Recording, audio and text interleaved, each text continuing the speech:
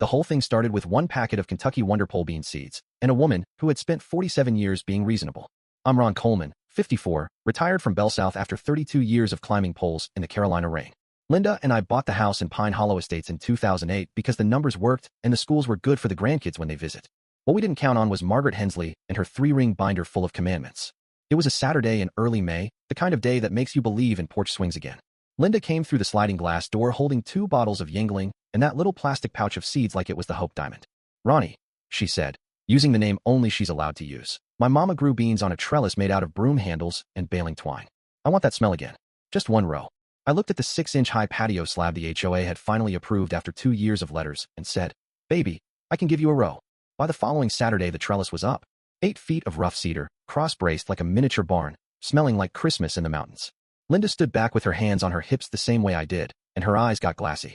"It's the prettiest thing you ever built, Ronnie." 3 perfect days. The shoots came up like they were late for church. I'd sit out there at dusk with a beer, listening to the tendrils grab the cedar with that soft little pop pop pop sound only gardeners know. Then came Tuesday. I opened the front door to get the paper and found the cream-colored envelope taped dead center, the word violation in red like it had been shouted. My stomach dropped the way it used to when the district manager showed up unannounced. Inside the house, I read it out loud so Linda could hear the absurdity. "Dear resident of Lot 27C, it has come to our attention that an unauthorized permanent structure has been erected on your property in direct violation of Covenant 47J, Section 3. The structure must be removed within 48 hours or a $100 fine will be assessed, doubling daily until cured. Sincerely, Margaret Hensley, President." Linda took the letter from my hand. "Ronnie, it's 12 pieces of wood. 12 pieces of wood and a dream, darling." I was still calm enough to walk over to Maple Ridge Drive, where Margaret was crouched on the Petersons' lawn with her 6-inch plastic ruler. "Morning, Margaret," I said, tipping my cap the way my daddy taught me. She didn't even look up. "Ronald, got your love note. I think there's been a misunderstanding. It's just a bean trellis." She stood, slow and deliberate, clipboard clutched like a shield. "There is no misunderstanding. You did not submit Form 37B in triplicate. You did not pay the $50 review fee, and the wood is unplanned. Splinters, Ronald. Think of the children." I swear the woman said it exactly like that. "Margaret, what child is going to run full speed into my backyard and hug a cedar post? That is not the point. The point is rules exist for a reason.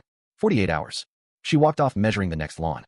I stood there in the street feeling the heat crawl up my neck the way it did when I was 12, and the preacher caught me skipping Sunday school. That night, I took the axe out of the garage. Linda met me at the sliding door. "Ronnie, put that axe down right now. I'm curing the violation, Linda." I chopped that beautiful trellis into kindling while she watched from the kitchen window with tears running down her cheeks.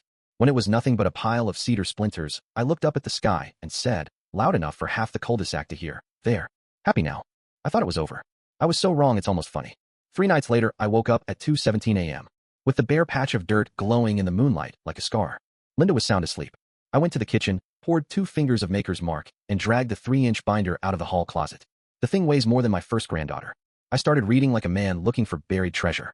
Page 186. Page 187. There it was, glowing like the burning bush. Covenant 47J, Section 4. Open-air garden structures including, but not limited to arbors, gazebos, and pergolas not physically attached to the primary residence, and less than 25 feet in height, shall be considered pre-approved landscaping elements, and shall not require Architectural Review Committee approval, provided all county setback requirements are met. I read it again. Then I read it out loud. Then I laughed so hard I woke Linda up. She padded into the kitchen in her robe, hair going 6 directions. "Ron, it's 3 in the morning. Why are you laughing like a crazy person?" I slid the binder across the table and stabbed the paragraph with my finger. She read it. She read it again. Then she did something I hadn't heard in 20 years. She cackled. "Ronnie Coleman," she said, wiping her eyes. "You are about to become a legend or a cautionary tale." "Both," I told her. "Definitely both." By sunrise, I was at the kitchen table with graph paper, a calculator, and a fresh pot of coffee. Linda brought me a plate of bacon and eggs and just shook her head. "How tall?" she asked. 20 feet exactly. 1 inch under the limit. I'm feeling generous." She sat down hard. "That's taller than the house." "That's the point, sweetheart." I spent the next week designing what would become known county-wide as Coleman's Cathedral. 16 by 16 on the ground, for corner posts 10 by 10 pressure-treated, cross beams 2 by 12, lattice thick enough to grow grapes if we ever wanted grapes. I measured the setback from the back fence 12 feet, 2 inches, just to be neighborly. Then I went hunting for a builder crazy enough to take the job. First guy was a Craigslist special, showed up in a van that smelled like weed and wet dog. 20 feet? Cash up front, I can have it up by Tuesday. Might lean a little. I passed. Second guy was from one of those big landscaping companies, showed up in a branded Tahoe wearing a polo shirt tucked into khakis. He took one look at my sketch and turned the color of skim milk. "Sir, our Tuscan Villa package is very tasteful at 10 feet. "I don't want tasteful. I want 20 feet of spite with city permits." He left so fast he forgot his tape measure. Third try was Jack Brennan and Sons Construction. Jack 70, if he's a day, face like a topographic map, hands that could crush walnuts. He climbed out of a 99F, 250 held together with baling wire and prayers, took the sketch, looked at the empty patch of dirt, looked back at the sketch, and let out a low whistle. 20 feet, he said, voice like gravel in a blender.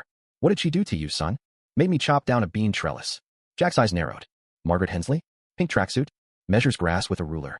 That's the one. Jack spat tobacco juice into the azaleas and grinned the grin of a man who had just been handed a license to sin. She wrote my daughter-in-law up for a plastic flamingo last 4th of July. Said it violated the dignity of the community. My boys are free all week. Monday morning the neighborhood lost its mind.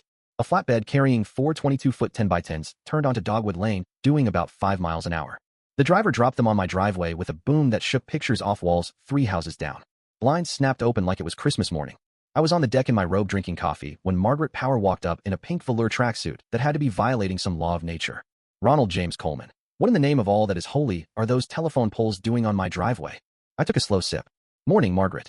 Just some landscaping timbers. She snatched the laminated Form 19 out of my hand, the one I had filed online at 3:14 a.m. with the covenant highlighted in screaming yellow. Her lips moved while she read. I watched the color drain out of her face, then rush back, twice as red. This is a pergola? Open-air garden structure. I corrected. Pre-approved. See section 4 right there. She looked up at the posts, then at me, then back at the posts. It's 20 feet tall. 20 feet exactly. I measured twice. You can't. I already did. City permits are in the folder if you want to inspect them. Jack chose that moment to fire up the 3-foot auger. The sound was something between a T-Rex roar and the end of the world. Margaret opened her mouth, closed it, opened it again. Nothing came out but a small squeak. She turned on her heel and marched off, phone already to her ear. Jack killed the auger and leaned over. She seems nice. She grows on you, I said. Like kudzu. By noon Tuesday the holes were dug, 6 feet deep and 3 feet wide. Officer Ramirez showed up the first time because Margaret told dispatch we were building a siege tower. He took one look at the stamped permits, one look at the covenant, and handed me back the folder. Mr. Coleman, your beans must be some kind of special family recipe, I said. Margaret tried again Wednesday when the posts went vertical. A small crane lifted the first 10x10 and the shadow slid across 3 yards like an eclipse. Mrs. Alvarez came out with her phone up. Ron, my roses are in total darkness. I'll bring you beans, Rosa. She looked up, squinted, and started laughing. Make it 2 bushels. Thursday the cross beams went up. Margaret stood on the sidewalk with a telephoto lens taking pictures like she was paparazzi. I waved. Friday at 3:17 p.m. The last galvanized lag bolt went in. Jack's crew cheered like they'd just won the World Series. Jack handed me the invoice. I looked at the number $16,000 for $182 and change and felt zero regret. I climbed the extension ladder with a 6-inch terracotta pot, holding one sad, fake geranium, and hung it dead center from the top beam. Jack looked up, shielding his eyes. Proof it's a garden structure? Exactly. That night Margaret called an emergency meeting in the middle of Dogwood Lane directly under the shadow. 50 folding chairs, coolers of beer, kids on scooters. It looked like a block party until Margaret stood on the curb with her binder. This monstrosity violates every principle this community was founded on. Ed Alvarez stood up, beer in hand. Margaret, you fined me $200 because my garbage can was visible for 11 minutes after 6 p.m. I'm good with a little principle violation. Mary Whitlock was next. You told me my July 4th flag was too big. It was 3 feet by 5, Margaret. That's regulation. One by one they unloaded. The flamingo. The purple mailbox. The wreath that was apparently the wrong shade of patriotic blue. The kid who got written up because his basketball rolled into the street. When somebody moved to amend the bylaws to cap garden structures at 10 feet, the motion died for lack of a second. Margaret's clipboard hit the asphalt with a clatter you could hear 3 streets over. She walked home without it.